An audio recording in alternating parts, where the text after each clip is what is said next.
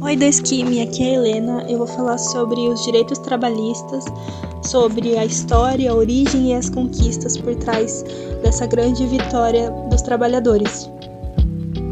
Bom, os direitos trabalhistas fazem parte do cotidiano de milhões de pessoas, mas poucos conhecem a história por trás dessa conquista. A jornada de 8 horas, as férias remuneradas, o descanso semanal e as condições mínimas de segurança não surgiram por iniciativa dos empregadores, ou como benefício concedido espontaneamente.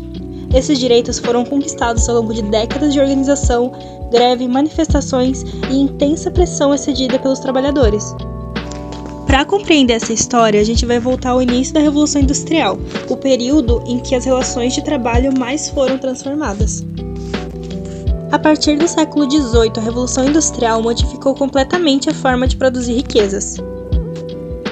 As máquinas aumentaram a produtividade das fábricas, concentraram a produção nas cidades e fortaleceram uma nova classe social, a burguesia industrial, proprietários do meio de produção. Porém, ao mesmo tempo que a gente adquiria essa tecnologia, milhares de pessoas deixaram o campo e passaram a depender exclusivamente da venda de sua força de trabalho para sobreviver. Surgia, assim, o proletariado industrial. As condições de trabalho eram extremamente precárias. Jornadas de 14 a 16 horas diárias eram comuns. Não existiam férias, descanso semanal garantido, limite de idade para o trabalho infantil, equipamentos de segurança ou qualquer proteção em caso de acidente. Mulheres e crianças eram frequentemente contratadas porque recebiam salários menores. O aumento constante da produção e dos lucros era colocado acima das condições de vida dos trabalhadores. Com o agravamento dessas condições, os trabalhadores começaram a se organizar. No início, ocorreram revoltas espontâneas, como o ludismo, em que grupos destruíram máquinas por acreditarem que elas simbolizavam a sua exploração e o desemprego. Porém, com o passar do tempo, surgiram sindicatos, associações operárias e movimentos organizados que passaram a reivindicar melhores salários, redução da jornada de trabalho e condições mais dignas. As greves tornaram-se o principal instrumento de pressão sobre os empresários e governos, mostrando que a organização coletiva era capaz de produzir mudanças. Um dos acontecimentos mais marcantes ocorreu em 1886 na cidade de Chicago, nos Estados Unidos. Milhares de trabalhadores iniciaram uma greve geral exigindo a redução da jornada para 8 horas diárias. A mobilização foi reprimida com violência, resultando em mortos, feridos e prisões de lideranças operárias. Apesar da repressão, o movimento tornou-se um símbolo internacional da luta dos trabalhadores e inspirou mobilizações em diversos países. Em homenagem a esses acontecimentos, o dia 1º de maio passou a ser reconhecido como Dia do Trabalhador. As primeiras conquistas foram as leis trabalhistas, que surgiram gradativamente ao longo do século XIX. Inicialmente, buscaram limitar o trabalho infantil e estabelecer restrições ao trabalho de mulheres em ambientes insalubres. Mas posteriormente vieram importantes conquistas como a redução da jornada de trabalho, o descanso semanal, a regulamentação do trabalho infantil, normas de segurança nas fábricas, reconhecimento dos sindicatos, direito da greve, indenizações por acidente de trabalho, etc.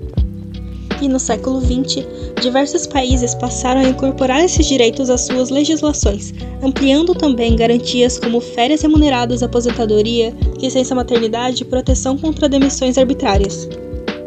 Agora falando sobre as grandes lideranças,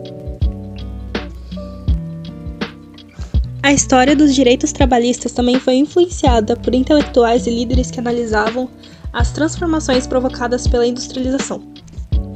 Karl Marx e Friedrich Engels estudaram as relações entre capital e trabalho, denunciaram as condições enfrentadas pelos operários e influenciaram movimentos de trabalhadores em diferentes partes do mundo.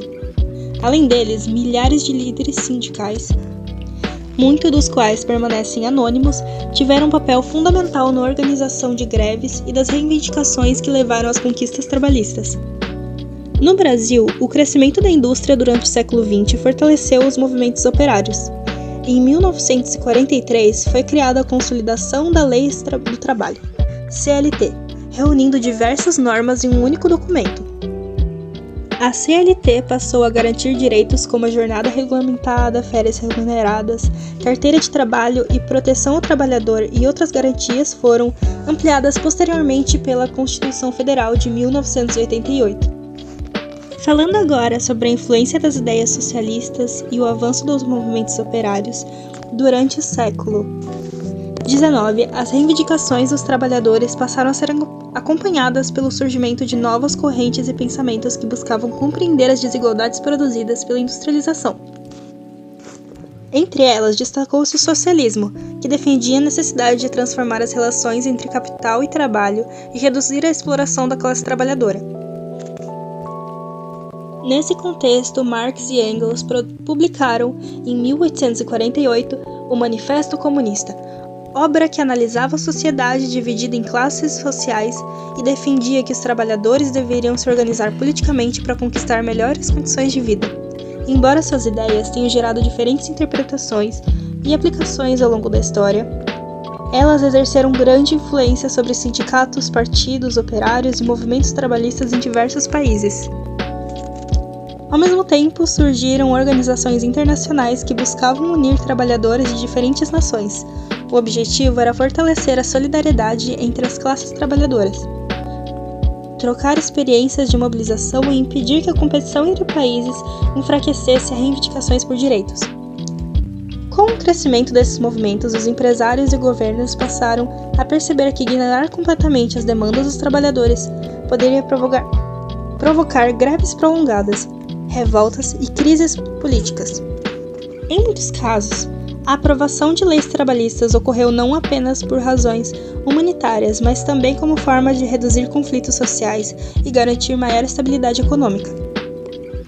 Esse período demonstra que os direitos trabalhistas foram resultado de um processo histórico complexo, marcado pela organização coletiva dos trabalhadores, pelo desenvolvimento de novas ideias políticas e pela constante pressão social exercida sobre os estados e setores econômicos. Mas essa luta não está nem longe de acabar. Precisamos nos revoltar, revolucionar, para trazer uma vida mais digna para todos, para um dia vivermos em um mundo sem desigualdade social, racial e de gênero. Muito obrigada por assistir e até outro dia!